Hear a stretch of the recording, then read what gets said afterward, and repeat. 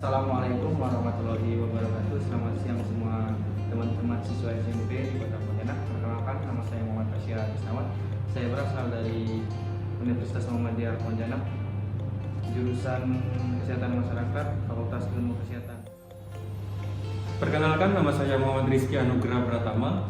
Saya dari Fakultas Ilmu Kesehatan Universitas Muhammadiyah Pontianak, jurusan Program Studi Kesehatan Masyarakat. Assalamualaikum warahmatullahi wabarakatuh. Perkenalkan, nama saya Dian Rizky. Saya dari Universitas Muhammadiyah Pontianak. Saya dari Fakultas Ilmu Kesehatan, Prodi Kesehatan Masyarakat. Ini teman-teman siswa SMP di Kota Pontianak mungkin tidak asing lagi nih dengar kata COVID-19. COVID-19 itu kan udah kita tahu nih banyak terjadi, yaitu suatu pandemi yang melanda dunia yang berasal dari perkampungan di Cina, di mana COVID-19 itu masuk ke Indonesia di awal tahun 2020.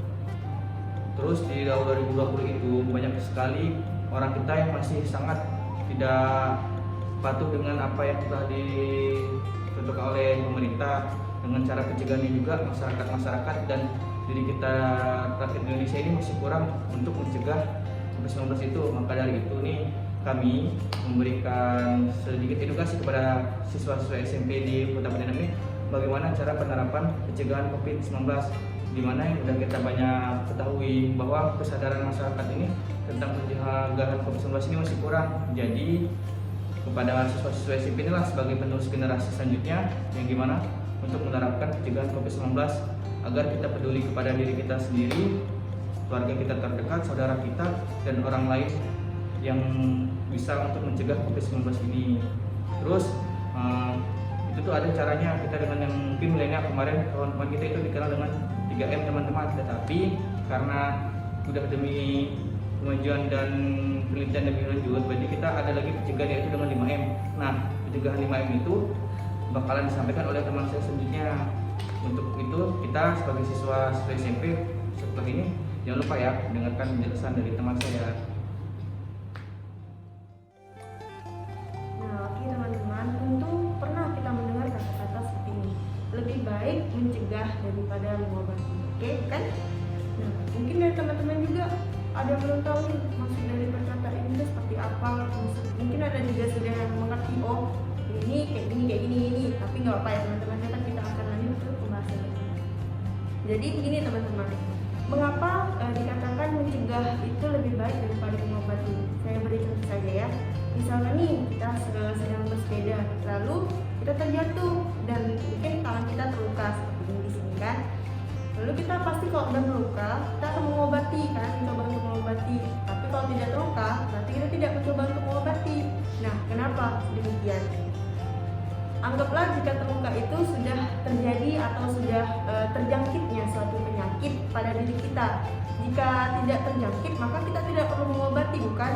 Nah, begini teman-teman, pencegahan itu tujuannya untuk memutuskan agar penyakit itu tidak terjadi atau terjangkit kepada diri kita. Seperti itu juga, seperti yang saya contohkan tadi. Jika kita tidak ingin terluka dalam saat mengendarai sepeda, maka kita perlu apa? Memutuskan rantainya, bukan? Bagaimana cara melakukan pencegahan? Pencegahannya seperti apa?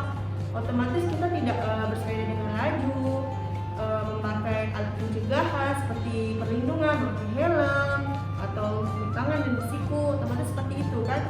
Tapi jika tidak, otomatis kita akan terjatuh dan luka. Nah, seperti itu juga teman-teman, di saat COVID seperti ini kita memerlukan pencegahan. Pencegahannya apa? Next, kita berikutnya. Nah teman-teman, apa yang disampaikan teman saya yang sebelumnya itu kan ada pencegahan yang menggunakan 5M. Nah teman-teman di sini saya mau nanya dulu, teman-teman tahu tidak apa itu pencegahan 5M? Belum. Nah baik, saya di sini akan menjelaskan apa itu pencegahan 5M. Yang pertama, teman-teman harus pastikan untuk mencuci tangan. Yang kedua, teman-teman harus menggunakan masker. Yang ketiga, teman-teman harus menjaga jarak atau physical distancing. Yang keempat, teman-teman harus menghindari kerumunan. Yang kelima, teman-teman harus mengurangi aktivitas atau interaksi di luar rumah. Nah, baik.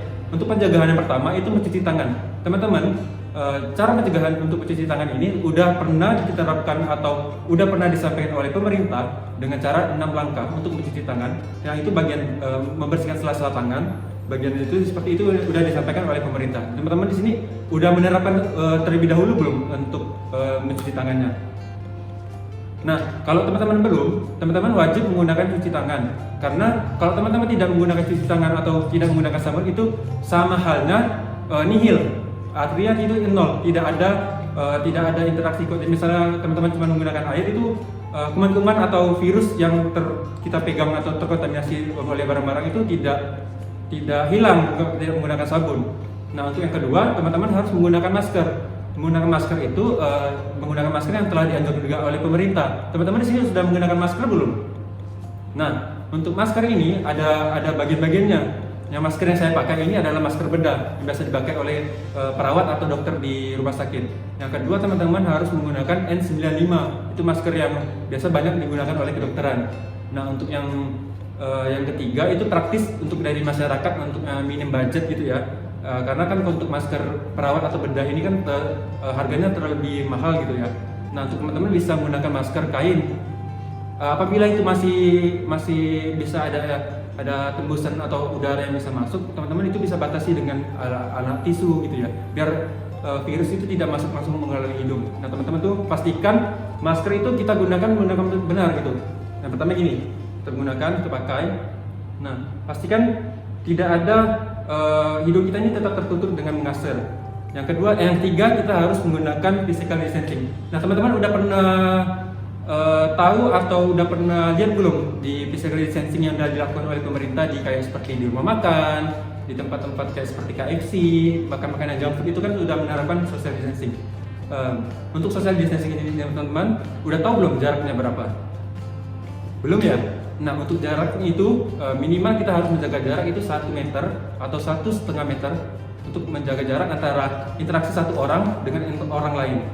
Nah, yang ketiga atau yang keempat, teman-teman mengurangi aktivitas di luar rumah atau interaksi pada teman-teman.